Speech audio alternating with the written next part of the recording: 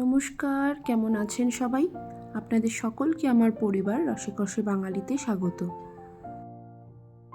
আজ বানাবো এঁচোড় চিংড়ি। তার জন্য প্রথমেই এঁচোড়টাকে ভালো করে কেটে ধুয়ে নিয়ে নুন জলে সেদ্ধ করতে বসাবো। অন্যদিকে কড়াইয়ে তেল গরম হয়ে এলে তাতে নুন দিয়ে টুকরো করে কেটে রাখা আলুগুলো ভেজে তুলে নেব।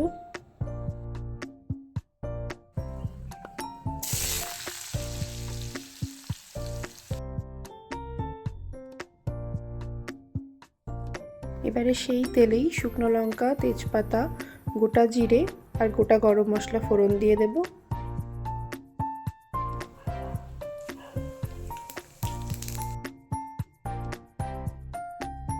এবারে তাতে কিছুটা পেঁয়াজ কুচি দিয়ে দিচ্ছি। পেঁয়াজ হালকা ভাজা হয়ে এলে তাতে 3-4টে চেরা কাঁচা লঙ্কা দিয়ে দিচ্ছি। সেই সাথেই 1 চা চামচ রসুন বাটা দিয়ে হালকা ভেজে নেব। এবারে 1.5 চা চামচ মতো আদা বাটা দিয়ে দেব। একটু মিশিয়ে নিয়ে 2 টেবিল চামচ মতো পেঁয়াজ বাটাও দিয়ে দেব।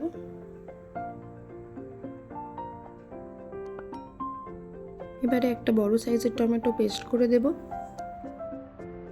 মশলার সাথে টমেটোটা ভালো করে ভেজে নিয়ে পরিমাণ মতো নুন, চিনি আর ঘরে থাকা সাধারণ মশলাগুলো অ্যাড করে দেব, যেমন জিরে, ধনে, কাশ্মীরি লঙ্কা গুঁড়ো, হলুদ গুঁড়ো আর গরম মশলা গুঁড়ো।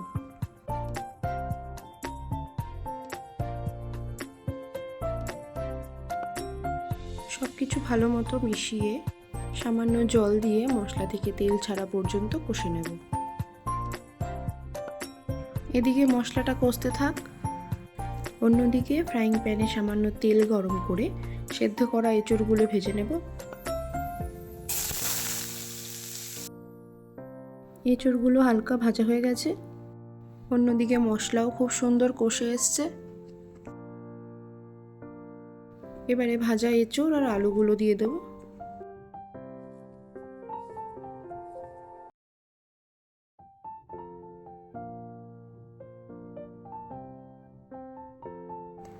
মশলার সাথে মিশিয়ে নিয়ে সামান্য জল দিয়ে আবারও ঢেকে কিছুক্ষণ কষে নেব।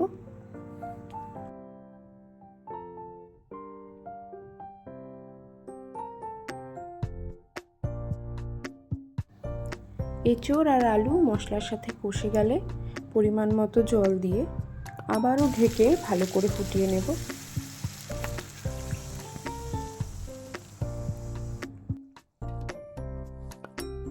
অন্যদিকে ফ্রাইং প্যানে সর্ষের তেল গরম করে তাতে নুন মাখানো চিংড়ি মাছগুলো ভেজে নেব।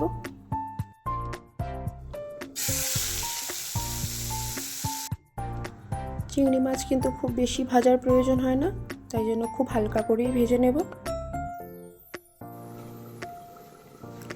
এদিকে ঝোল ফুটে এঁচোড় আর আলু খুব সুন্দর সেদ্ধ হয়ে গেছে।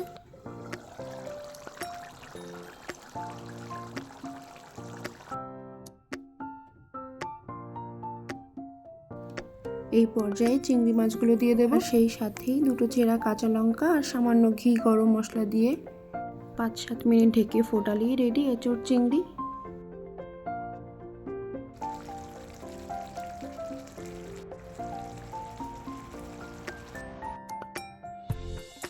আপনাদের আমার রান্না কেমন লাগলো অবশ্যই আমাকে কমেন্ট করে জানাবেন। আর আমার ইউটিউব চ্যানেল রসিকরসে বাঙালিকে সাবস্ক্রাইব করে অবশ্যই আমার পাশে থাকবেন। আজ তবে আসি, দেখা হচ্ছে আবার নতুন কিছু রান্নার রেসিপি নিয়ে।